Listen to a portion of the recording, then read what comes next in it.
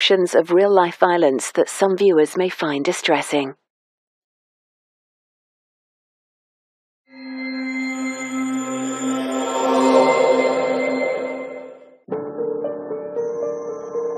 In every murder, there are clues. Vital evidence that points to who the killer is and how they killed. It wasn't a normal crime scene. Forensics were crucial. Every contact leaves a trace. It's down to detectives, crime scene investigators, and forensic experts to piece those clues together. It's like trying to do a jigsaw when you haven't got the picture on the box. Using cutting-edge techniques and the power of science. His jeans had the profile of the crime scene on them. I know that he had knelt down on the soil. To convict the killers. We've got to find him and catch him. He's probably the most dangerous person I've prosecuted. And bring justice to the victims. She's never, ever coming home. She'll never be forgotten, ever. In this episode, a young girl goes to post a letter for her mum, but never returns home. She'd walked the 150, 200 yards to the main road where the post box was situated. And that's the last mum and dad saw of her. They were expecting her back in about 5 minutes. A playground crime scene, but the most vital clues are found on the victim. When we got there, there was a body of a young girl. You could just see like appeared to be a bite mark.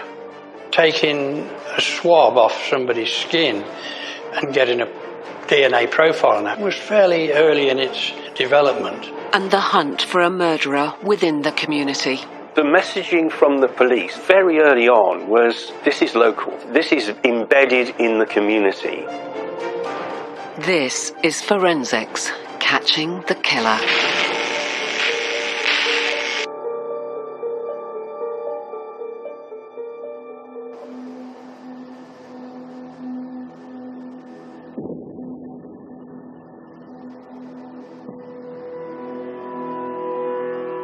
I was the duty SIO on call, and I received a telephone call late on the evening.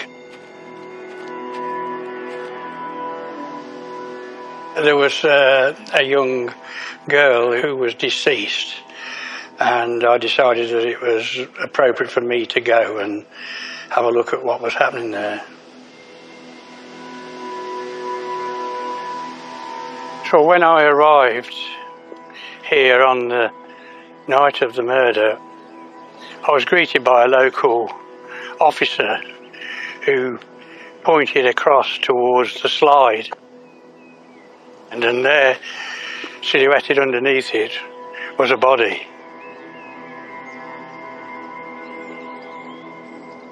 Without getting too close, it was obvious that she'd got a horrendous wound to her throat.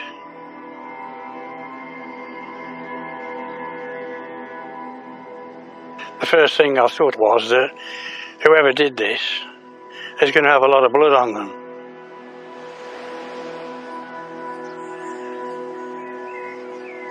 My initial actions were that we would contain this scene and make sure nobody could get into the area, and we would ensure all the necessary scenes of crime. Officers came, that we had a forensic pathologist come out to look at the body before we moved it. When Detective Superintendent Tony Bayliss first came to this place, the Bretts Hall estate in Warwickshire, it was the early hours of the morning on the 15th of September 1995. The victim was 15-year-old Naomi Smith. She'd been discovered in terrible circumstances. She'd been found lying there by her father, who'd picked up the shape of the body in his car headlights. You've got the almost blind panic, I should imagine, of wondering where your daughter's disappeared to. And then to go out and see that in your headlights, you know, your worst fears that you just can't imagine what it must have been like for him as he approached it and then realised it was his daughter.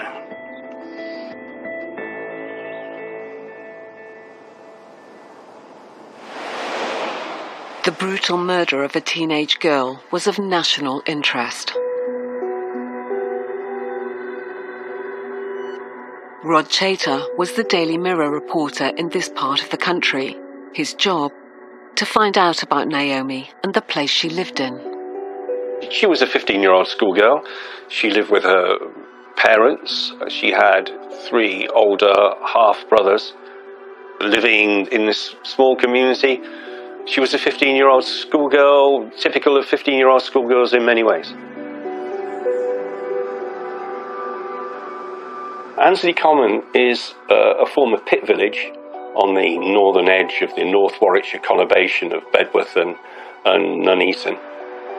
The Bretts Hall estate is actually misleading because you think of a big housing development in Leeds or Liverpool or London, and it's not. It's a tiny road. It's a little cul-de-sac of about 20 houses, and that was itself a tight little community within the larger, tight community of Annesley Common. Naomi had been last seen by her parents shortly before 10 o'clock on the 14th of September, a couple of hours before her body was discovered on the estate's small recreation ground, known as the Wreck. Naomi had gone out to post a letter for them, and she'd walked the 150, 200 yards up the road to the main road where the post box was situated. And that's the last Mum and Dad saw of her. They were expecting her back in about 5 minutes.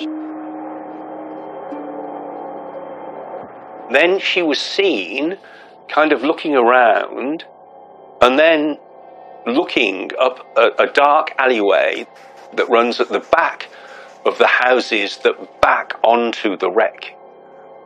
There are different names all over the country for it, but there they call it a jitty. And she then disappeared into the blackness of the jitty.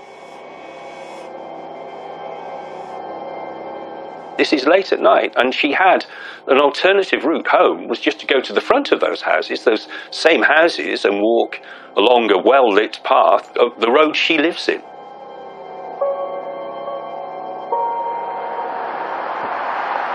Naomi's parents had started to worry when their daughter didn't come home as expected. The family did what most parents would do. They started ringing round Naomi's friends. When that was unsuccessful, the father decided to take it upon himself to go and look in her usual haunts. And he set out in the car and drove round Annesley Common, and they didn't find her. And then I think it was more of an afterthought. He drove up the little driveway to the recreation ground, which is only a few yards from the house, and saw the silhouette of what appeared to be a body under the slide. And obviously his worst fears were realised at that point.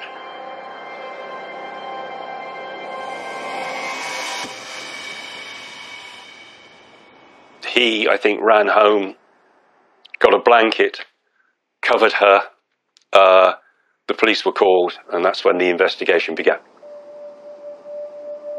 It was shortly after this that Tony Bayliss arrived at the scene. He was accompanied by Paul Taberner, a senior scene of crimes officer. I arrived at Bretts Hall estate, and the scene was set up. It was coordinated. They'd got all the cordons round it to keep people away. And when we got there, obviously the ambulance people had been to check, but there was a body of a young girl.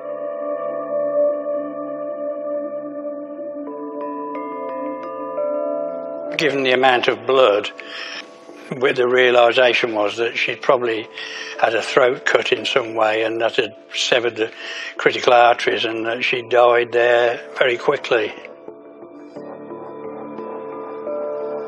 There's also, it's difficult to see at first, but under the clothing at the top left-hand side here, you could just see appeared to be a bite mark. The minute I saw what looked like a bite mark, I thought, yes, because this, if it is a bite mark, it's going to be the offender's bite mark, and so we need to get it precise. There's no chance of messing up. There was a good possibility there had been a transference of saliva. That doesn't necessarily mean that there's DNA there, but there's an opportunity to try and recover DNA from that. Everything was down to preserving that, and I didn't want to risk there doing anything in the open with swabs and getting kit out that could possibly contaminate it or mess it about. So the decision was made to take Naomi back to the sterile environment of the mortuary before forensic work started on her body. Paul asked the pathologist not to touch the body or go anywhere near it until he'd swabbed it. He didn't just swab the area around the bite mark, he swabbed a lot of the body in different segments. And obviously the swab from the bite mark was the crucial swabbing. This is at the earlier stages of DNA, and obviously DNA from blood and other body fluid we knew could be easily identified, but taking a swab off somebody's skin and getting a DNA profile on that was fairly early in its development. So I was sort of excited about the possibility, but I wasn't holding out a lot of hope. The swabs would then be sent off to the laboratory to be tested for the presence of DNA. There were two potential versions of the test. A more definitive DNA outcome would mean a longer wait for the results. Tony had to have a think then, what do we do? Do we go now so we can get a quick result, or do we wait? Then, no, it's going to be better. He said, we've definitely got to hang on, so we hung on. Forensic science would now take centre stage. Had Naomi's killer made a significant mistake and left his DNA behind? Tony Bayliss and his team faced an agonising wait to find out.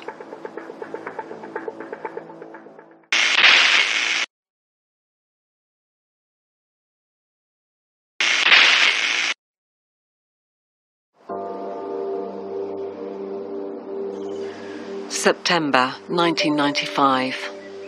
15-year-old Naomi Smith had been found dead in a playground in the village of Annesley Common, near Nuneaton, in the West Midlands of England. She had been sexually assaulted and brutally stabbed to death. Forensic investigators had found what might be traces of the killer's saliva on a bite mark left on Naomi. But in 1995, the analysis of it could take weeks. In the meantime, the full weight of a police inquiry and the media spotlight that came with it hit this usually quiet community.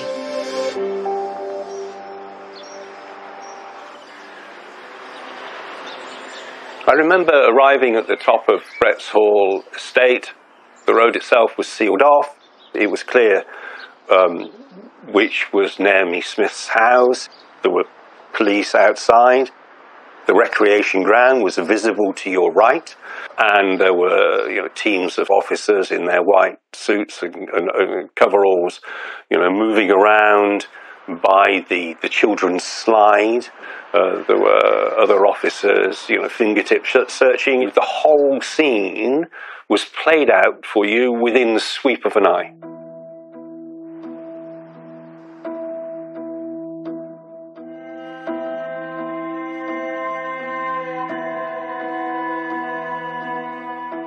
A story like this is huge interest to the public, not least the community around there.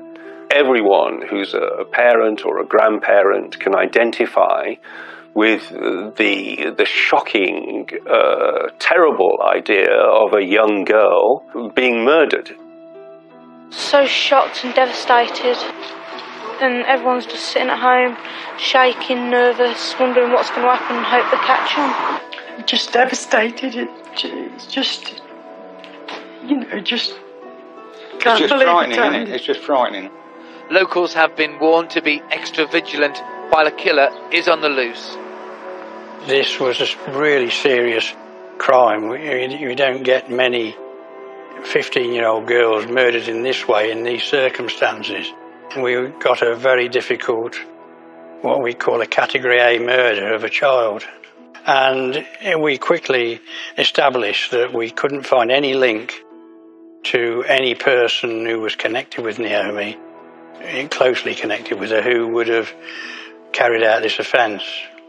It became clear that this was what we call a stranger rape, stranger murder, and that would focus a lot of resources to detect who was responsible. That would involve using the full policing toolkit, which included a very public appeal for information.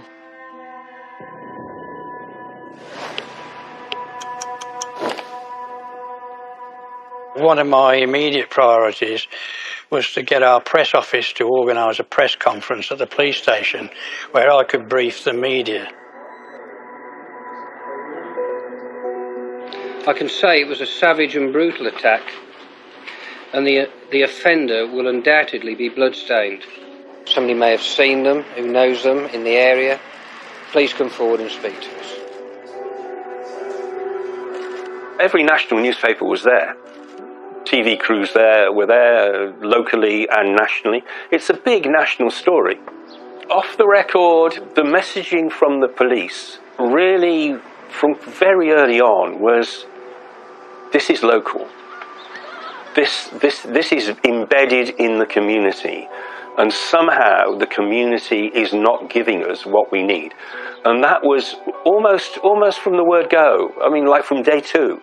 It was like, we're not getting the response that we expect from the community. It's muted. There's a barrier between us and the community.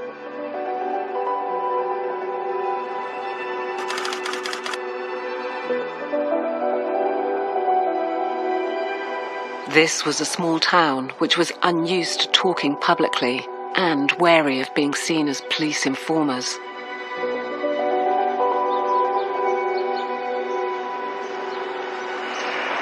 It was primarily a residential area, ex-mining community, very close-knit.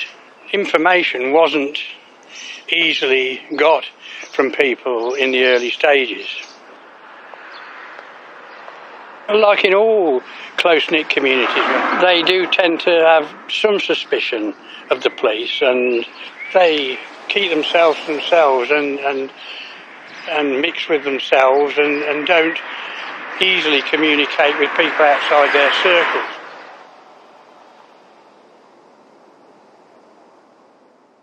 Detective Superintendent Bayliss, really 3 days into the inquiry, was saying this is a shocking, terrible event, and if you do have suspicions, you ought to come forward with them, because, you know, this is not someone that you should be protecting. Police are appealing for anyone with information to come forward. They warn anyone who may be protecting Naomi's killer that he could strike again. With eyewitnesses in short supply, forensic evidence was likely to be a key part of the investigation. Police were awaiting the outcome of tests to see whether DNA was traceable on a bite mark left on Naomi. But the mark itself could also provide further evidence. Forensic dentist Andy Walker had been brought in to examine it. I was called in because of the marks that had been found. So I went, examined them and gave an opinion on whether they were bite marks or not, which they were. And then, of course, the second arm of that is to determine who did it. The initial thing is to get good photography of the injury, and that is done by a skilled police photographer. Over time, we took these photographs, and with infrared, ultraviolet, and different angles, different filters and lights and everything. And, you know, if you take 20, 30 photographs, you might get one that's, oh, that shows that up good. So it did improve on the quality of some of the photographs. The teeth, when they bite into tissue, squeeze the tissue between the upper and the lower teeth, and it leaves imprints of the biting edges of the front teeth. And those then can be compared with the teeth of the suspect or suspects to try to determine which person made which mark. But to do this required a suspect to be identified, and that was proving to be difficult in this particular community.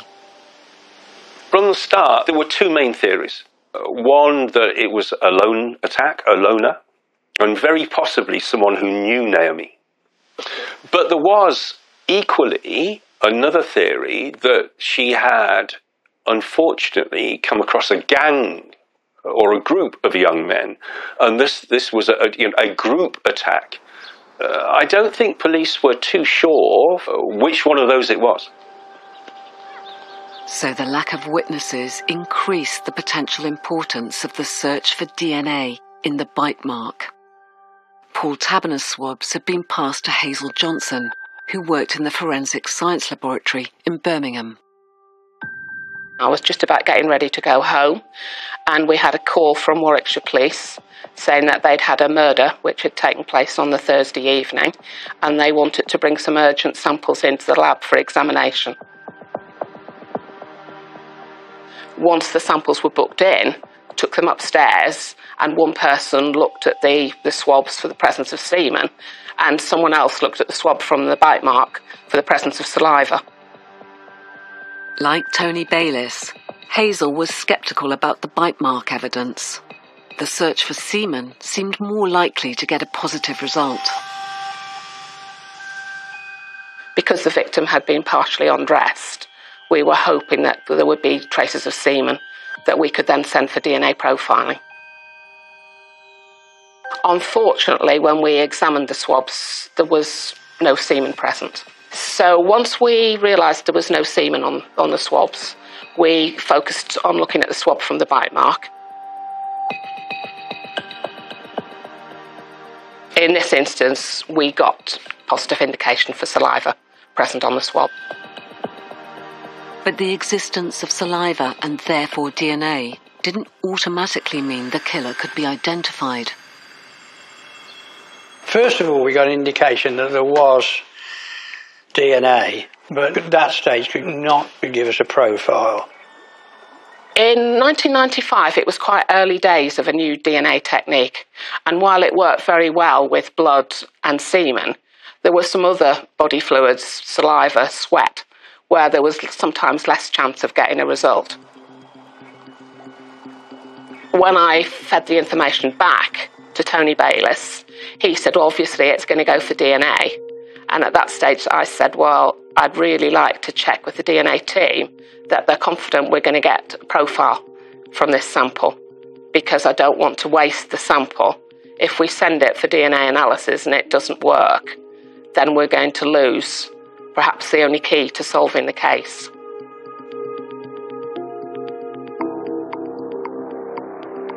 I, on the Monday morning, contacted the DNA unit and actually discussed examination of that sample with one of the DNA scientists. And it was actually quite a relief, because he said, no, we should get a result from it. I did one last week from a bite mark, and we got a full DNA profile.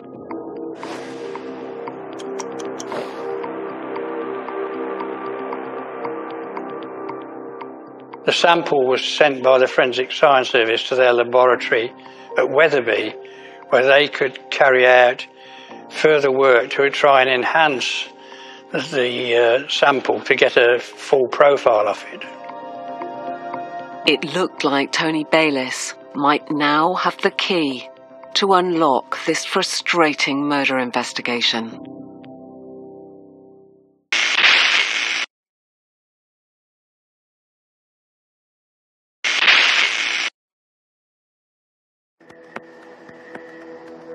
September 1995. Police were hunting the killer of 15-year-old Naomi Smith, who had been found dead in a playground in the Warwickshire village of Annesley Common. She'd been brutally attacked. While detectives waited for DNA analysis to be carried out, standard investigative police work continued.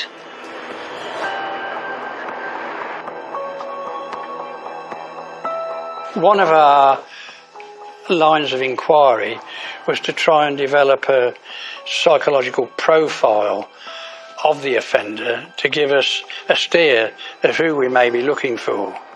It was then drawn to my attention that there was a database in existence run by Derbyshire Constabulary. I made contact with them to see how they could help. Chuck Burton from Derbyshire Police had helped set up a powerful investigative tool that could help in the detection of murders. I was a custodian of the National Child Murder Database called CATCHM. CATCHM means the Centralised Analytical Team Collating Homicide, Expertise and Management. The project was for us to collect all the data on every child homicide that had been committed, and they set the target date from 1960 to date. The result was a searchable database detailing typical killers of certain types of victim.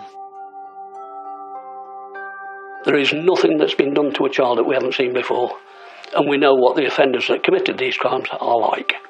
So it was taking all that experience and knowledge to each and every child inquiry to add some worth to the inquiry. And our job was investigative focus. It was to focus the inquiry into the right group of people to investigate so we could catch the offender as soon as we could. So he was able then to interrogate his database for similar cases and tell us about the persons responsible for that, because they obviously dealt with cases which had been detected. And we looked at all female victims aged between 11 and 17 years of age at the time of death. We then looked at those who'd been subjected to extreme violence and multiple violence at different locations on the body. We then looked at where the crime had been committed outdoors, and we looked at particularly the use of a knife. At the end of the day, we ended up with 195 offenders to look across, which is a good data set to give us some guidance. And then we asked the database, what was the relationship of the victim to the offender at the time of death? The first finding, we said, that it was an acquaintance. And when you added the ingredient of killed outside with extreme violence, it became much more an acquaintance. And there was more statistical evidence available on who might have been responsible for the attack that terrible night. The other factor that came out from Chuck Burton's inquiries, that the offender would always live within half a mile or so of the murder scene. It was local. So that enabled us to identify an area within a half-mile radius of the recreation ground where we could get a detailed trawl done to identify all the people who live there. Most of the killers of girls of that age fall into a certain age range. We looked at the age of the offender. It came down to 16 to 35 years encompassed every single offender. But when you introduced outside crime and extreme violence, it came down to being aged between 16 and 20. That's what the database told us, 16 and 20 years of age. And the profile was supported by more than just statistics. It fitted the suggestions supplied by a forensic psychologist hired by Warwickshire Police. It also fitted the limited amount of evidence the police had on Naomi's murder. In every single murder, the same conundrum arises. It's where plus when plus how equals who. There were little nuances within the crime. I mean, it was an unplanned journey that Naomi was on. So she hadn't arranged to meet anybody, so every murder has an encounter, an attack, a murder and a deposition. Sometimes they're separate, sometimes they're all together, and in this crime they were all together, which again pointed towards somebody that was naive, they weren't forensically aware. So, you know, there was things about the crime that told you that we were more likely looking for somebody in her age group that she knew. And then for some unknown reason, she went down that jetty. If she'd have known the offender, she'd have been quite happy to walk down there with him. Would she have gone down there with a middle-aged man? You know, she was a 15-year-old lass. Now, you ask yourself these questions, but we don't know the answers because nobody's telling us. The hunt for Naomi's killer could now be narrowed down, and house-to-house inquiries concentrated on individuals who fitted the profile. And then came another breakthrough, this time from the Forensic Science DNA lab in Wetherby, West Yorkshire. The Forensic Science Service, using leading-edge technology, have managed to obtain a DNA profile. In effect, this means we have a genetic blueprint of someone involved in this murder.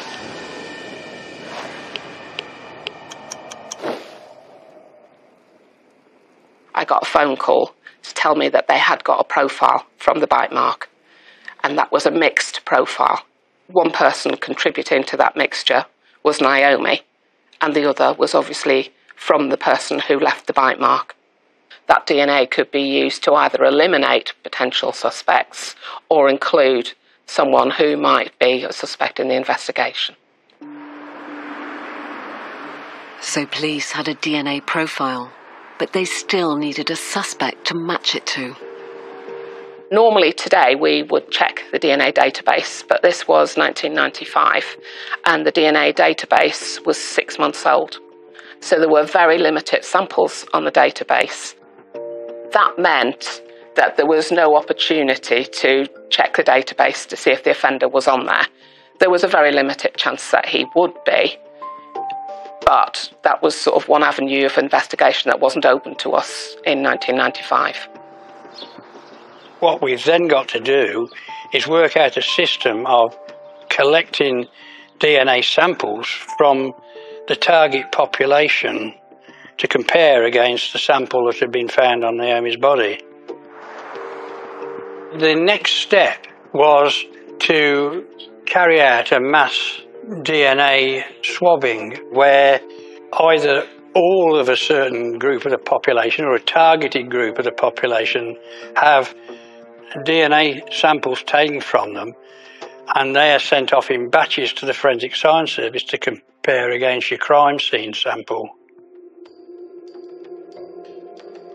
With all the information in place, samples could then be taken from males who fitted the target demographic.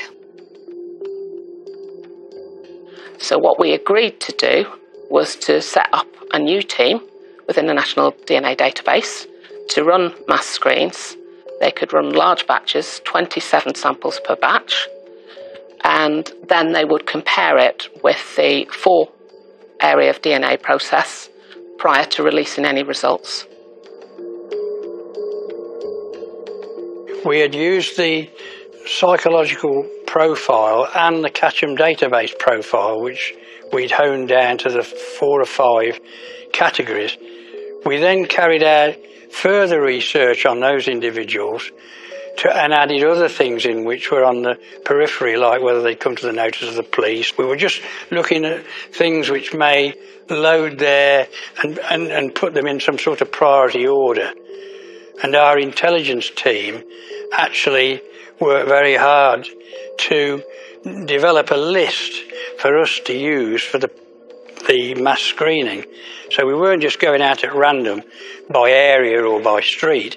We were actually physically going to people from a targeted list which was drawn up with the top 20 followed by the next 20 and so on.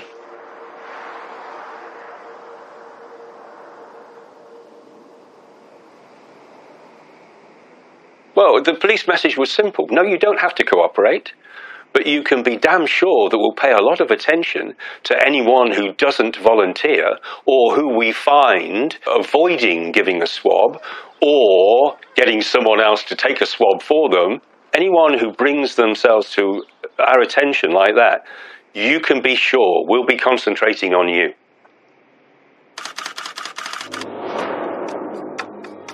And it didn't take long for the DNA testing to produce the result Detective Superintendent Tony Bayliss was hoping for. We got our first batch of 27 samples, and they went to the database for processing. And I turned up at work quite early one morning and was summoned to senior management's office. And I began to wonder what I could have done wrong, what was he needing to see me about. And actually, when I sat down, he said, well, we've got a match on the first batch of 27 samples.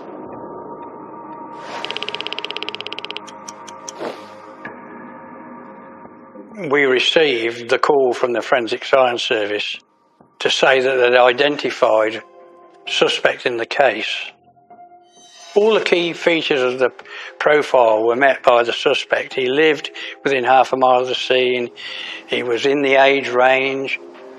He was out on the night. He knew Naomi. He'd visited the recreation ground. The suspect's name was Edwin Hopkins. He was known locally as Eddie, and he was just 19 years old. The DNA evidence was clear-cut. The police now had a prime suspect for the murder of Naomi Smith.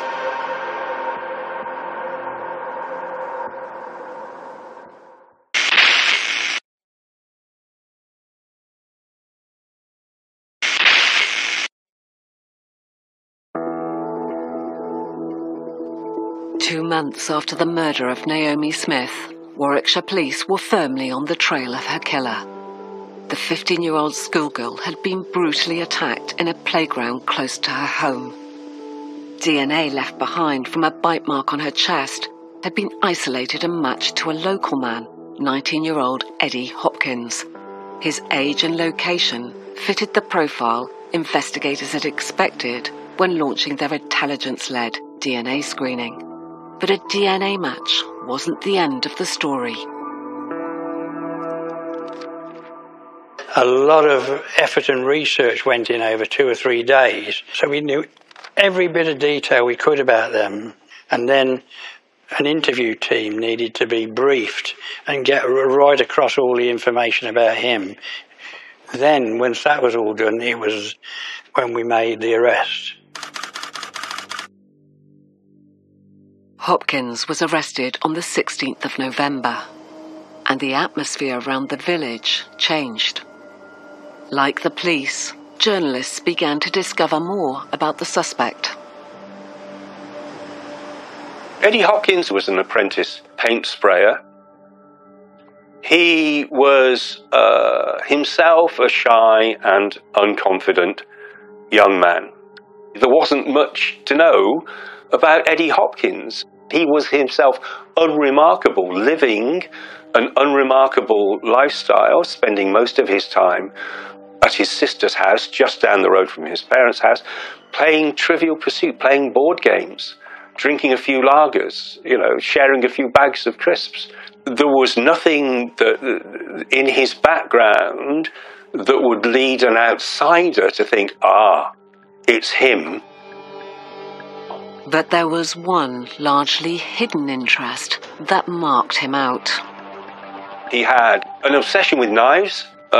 He had a collection of around 60 knives, some big machetes, serrated blades, serious weapons, carried a knife with him very often, inappropriately, maybe into work. Police were determined to gain as much information from Hopkins as possible. Planning the arrest was relatively simple. It was planning the interview strategy, which was more complex.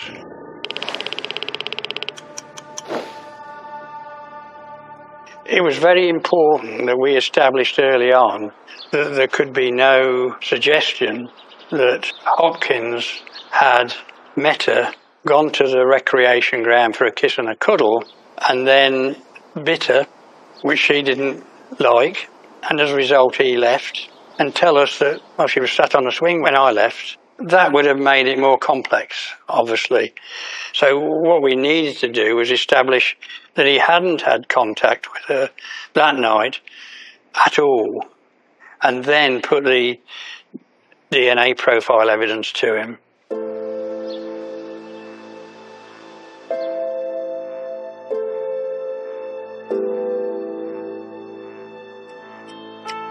Hopkins did not confirm either way whether he'd seen Naomi Smith or met her on the night of the murder.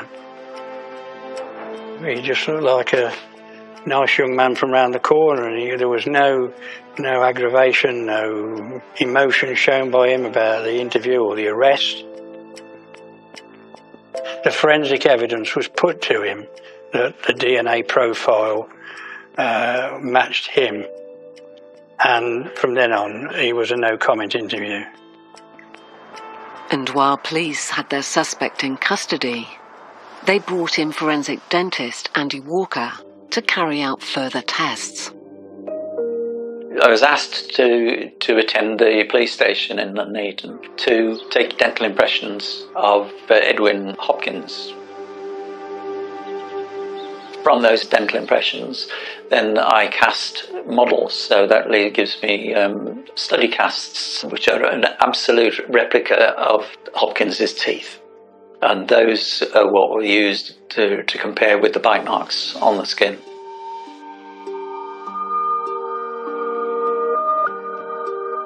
So we put the dental model on the desk, put a piece of acetate over it, and then trace over on the acetate with a black marker pen where the biting edges of the teeth are. And so then we can use that as an overlay on top of a photograph of the bite mark, all scaled to the right scale. And then you can see if they correspond. So if the bite marks on the skin show the same pattern and size as the marks on the acetate, then that gives us a correspondence. Hopkins had a very distinctive bite profile. He had a front tooth missing, and he'd lost that tooth very early on in childhood. So he had only 5 front teeth instead of 6 front teeth. And in more detail, he'd got 1 central incisor and not 2. Now, that's, in my experience as a dentist over many, many years, is an unusual feature in itself. As a dentist, I see lots and lots and lots of sets of teeth. And to have one missing like that, just at the front, and with all the other little irregularities of the teeth reflected in the mark, I was in no doubt that he was the biter.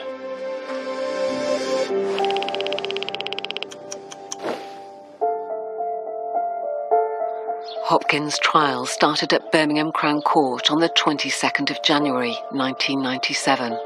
It lasted for 8 days. The evidence against him was overwhelming. He never gave an explanation as to how the DNA got onto Naomi. His defence was that the Forensic Science Service, or we, had made a mistake and contaminated the sample when we took it. Then you've got the bite mark evidence. There was no explanation for that. It's stretching credibility to say that that was a mistake as well.